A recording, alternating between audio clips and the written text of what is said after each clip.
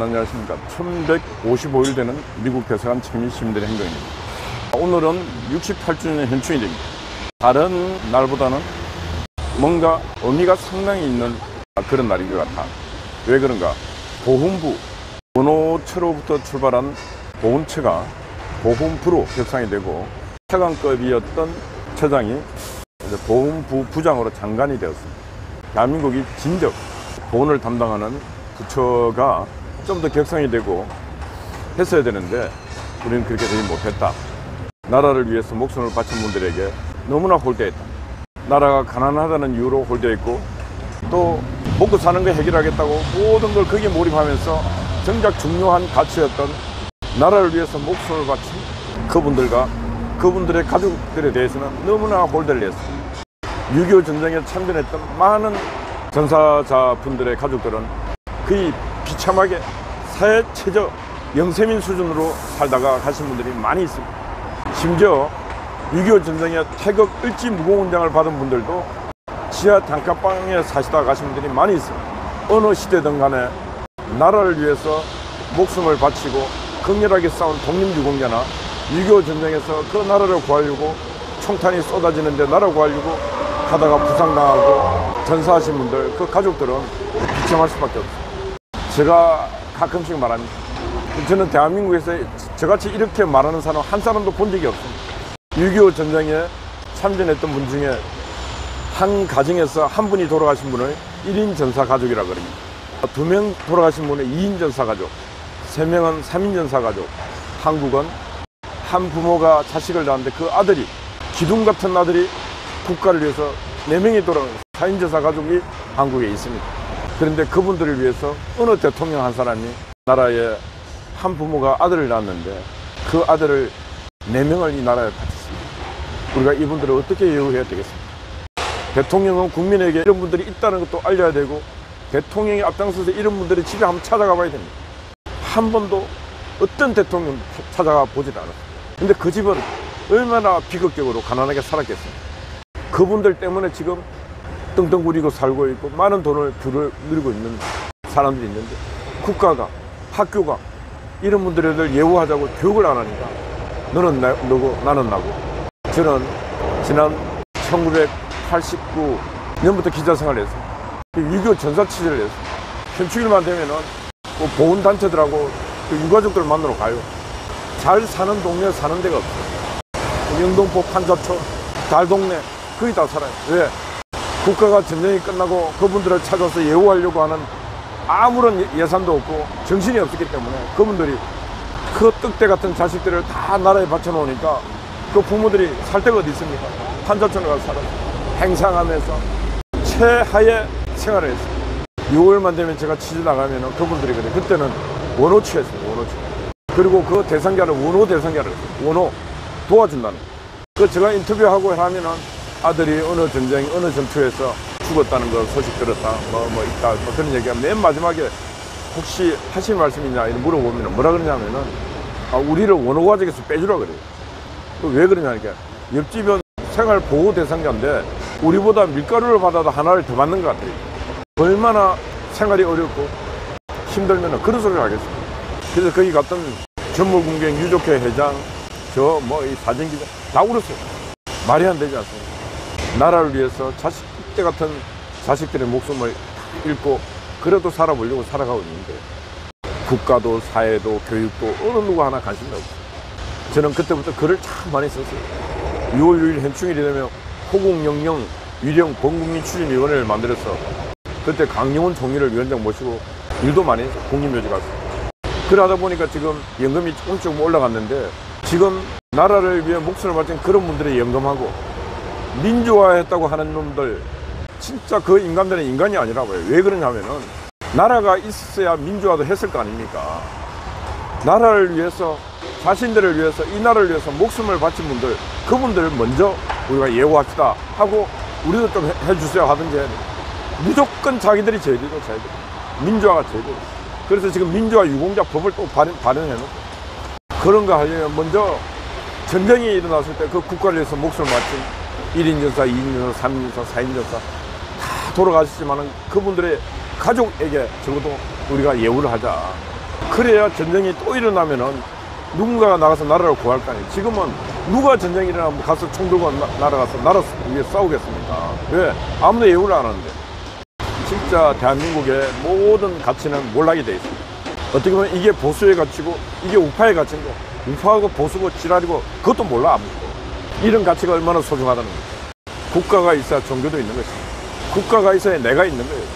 나라가 없을 때, 내가 있었을 때 나에게는 아무 힘이 없었던 거 우리가 경험했지 않습니까? 내 몸은 있지만은 이 내 몸이 내 몸이 아니고 남의 몸이었죠. 남의. 내 몸을 내 주권으로 행사할 수 없는 거죠. 왜? 나라가 없기 때문에.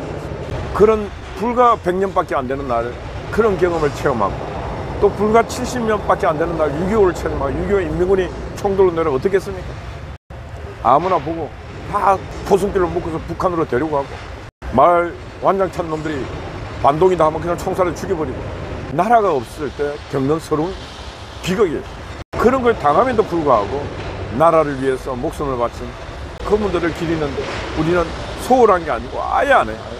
그래 하다 보니까 민주당의 뭐 혁신위원장이라고 그래서 생긴 것도 그게 어떻게 혁신입니까? 생긴 것도 얼굴에 수염을 쳐달고 면도도 안 하고 맨날 대한민국 욕하고 있지도 않는 허위 유령 또 유언비어나 유파하고 그런 놈을 혁신위원장으로 딱 앉혀놓고 천안함이 자폭이었다. 아니 5.18 왜곡법하고 처벌하는 게 아니라 이런 놈 처벌해야 되는 거 아니에요? 국가를 비난하고 이미 천안함도 다 어느 정도 국제적으로 밝혀졌는데 이걸 자폭이라는 놈 이런 놈은 총살시켜야 되는 거 아니겠습니까? 그런 놈을 혁신위원장으로 모신 이재명이 이놈도 정신이 없는 놈 아니겠어요? 근데 문제는 이재명도 문제고 이대강도 문제지만은 문제는 이 국민이 문제입니다.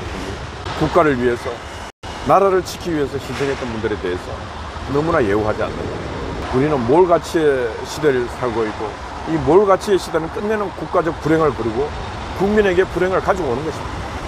윤석열 대통령께서는 오늘 같은 날에도 국민에게 알려야 됩니다. 나라를 위해서 한 부모가 아들을 4명이나 조국에 바친 가정이 있답니다. 저도 몰랐습니다. 국민 여러분, 우리가 이런 분들 진짜 예우해야 안 되겠습니까?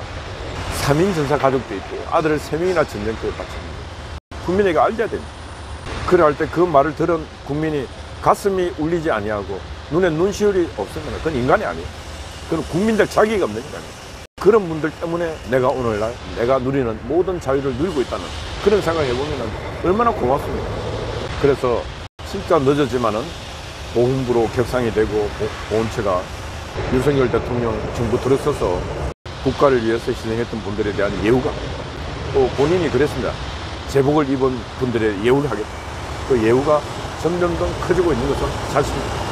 오늘 제가 아침에 조선일보 김대중이라고 했습니다. 주필, 김대중 주필이 칼럼을 썼는 거, 이런 거. 보수 우파, 각성 필요한.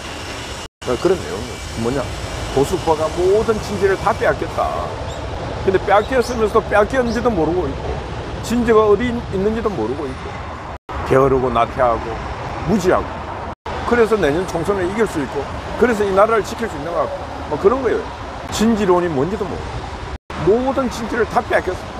문화예술, 노동, 환경, 돈 되는 진지 다 들어가서 진지 만들라고 문제는 몇 조를 퍼붓고 몇 조 퍼붓는데 겨우 윤석열 정부 5천억 삭감한 삭감은 또 왜 합니까? 그 예산 갖고 윤석열은 우파를 육성하게끔 그 교육기관을 만들고 그 배출되면 그거 다 지원을 해주고 왜 자파가 했듯이 그렇게 하면 되죠. 삭감해. 그리고 아무것도 안 해.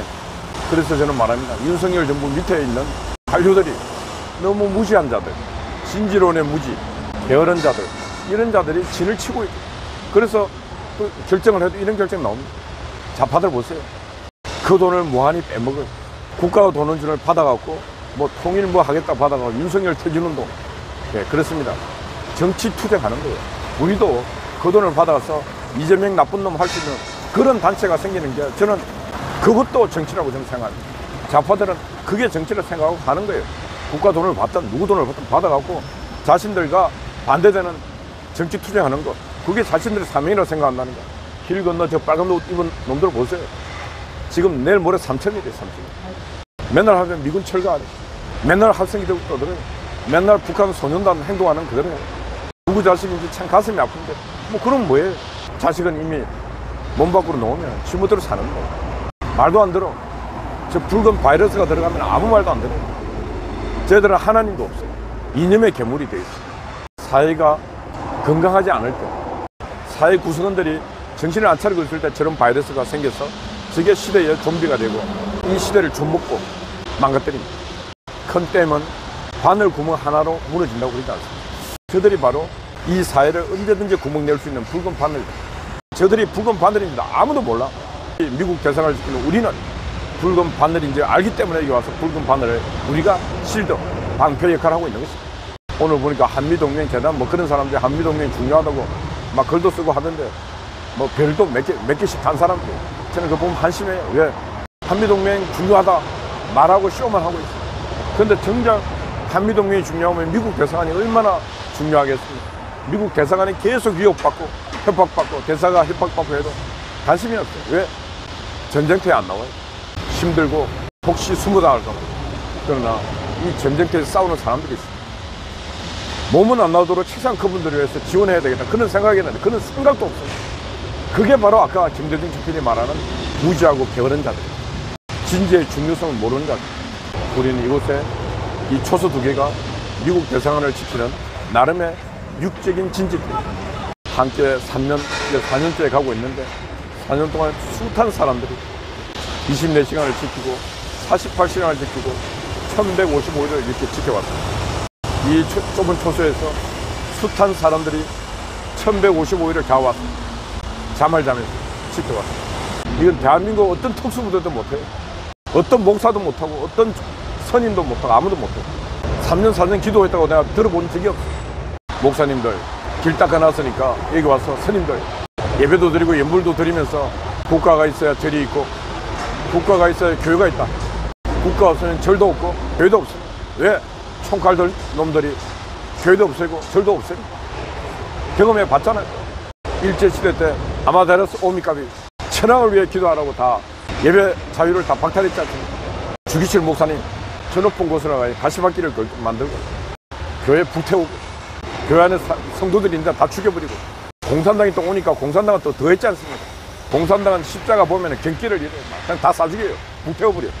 십자가 기독교인은 다 반동해요. 오베이 수령님을 믿어야 된다. 그리고 보이지 않는 하나님 믿는다고 다 죽여버려요.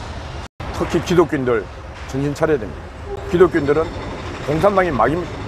공산당과 목숨을 걸고 싸워야 되고 그 싸워서 이겨야 되는 것입니다. 그게 바로 여러분이 믿는 우리가 믿는 하나님이 우리에게 내린 명령이에요. 그런데 다 어디 갔습니까? 정신줄이 다 어디 놓고 있는지 모르겠어요. 공산당이 저기 있는데 68주년 현충일 또 6월 25일이면 6.25 또 9월 28일이면 서울수복 10월 1일 국군의 날 우리 국군이 드디어 38선을 넘어간 날 우리는 기억하고 기념해야 될 날이 너무너무 많아요. 잊고 있어요. 현충일 노래도 아무도 안 불러. 어제 제가 말했지 않습니까?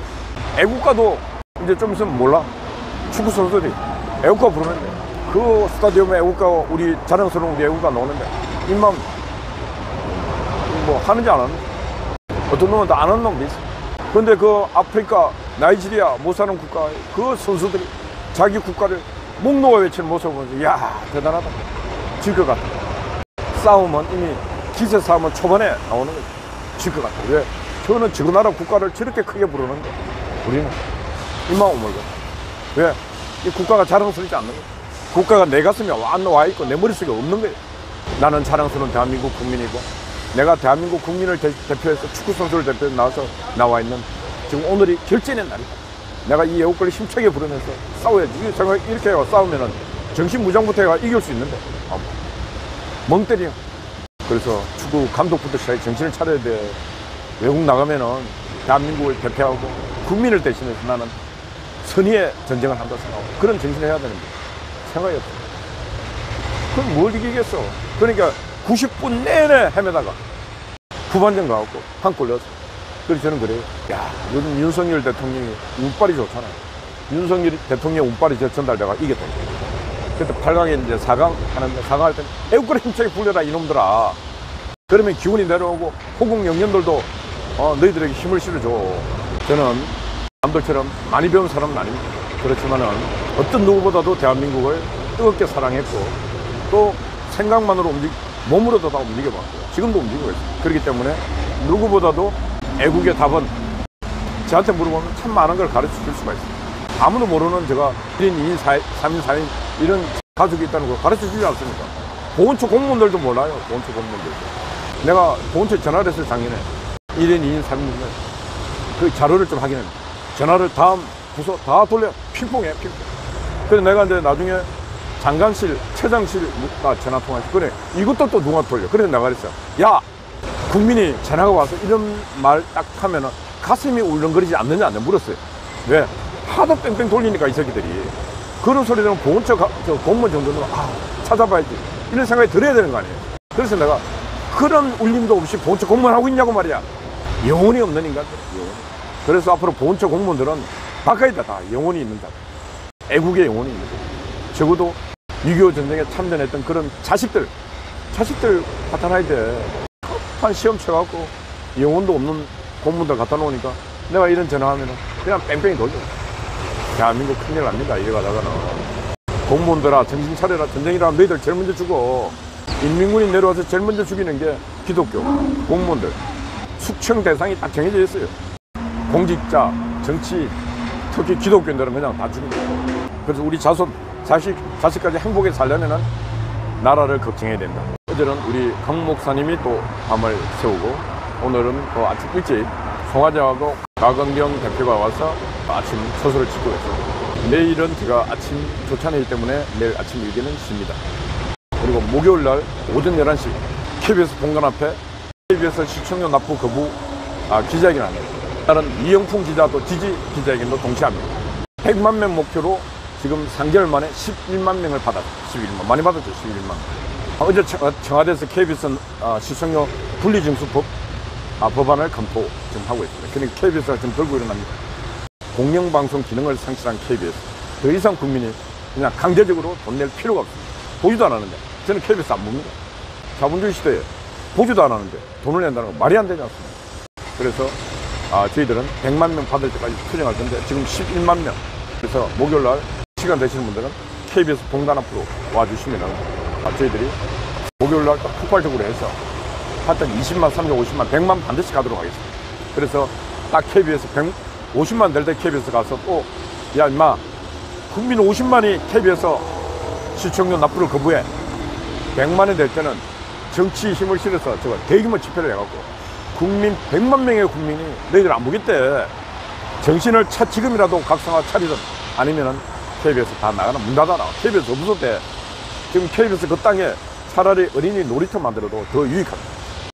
차 앉아가서 연봉을 억대 받으면서 미친 짓 하고 있고 반정부 운동하고 있고 있을 수 없는 짓을 하고 있습니다.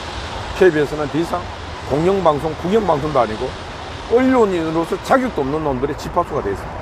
그 선거관리위원회가 선거가족위원회가 됐다 그러지 않습니까? 선거가족위원회. 이런 말을 들으면서도 선관위 있는 놈들 양심 선언해야 되나 한 놈도 안 하잖아. 선거관리해야 했더니 선거가족위원회를 만들어. 하여튼 여러분 파이팅입니다. 감사합니다.